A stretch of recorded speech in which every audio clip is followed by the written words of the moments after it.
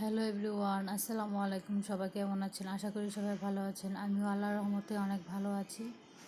আর এটা হচ্ছে আমার মেয়ে। তো আমার মেয়ে ওর চাচুর সাথে স্মৃতিসৌধে ঘুরতে গিয়েছিল।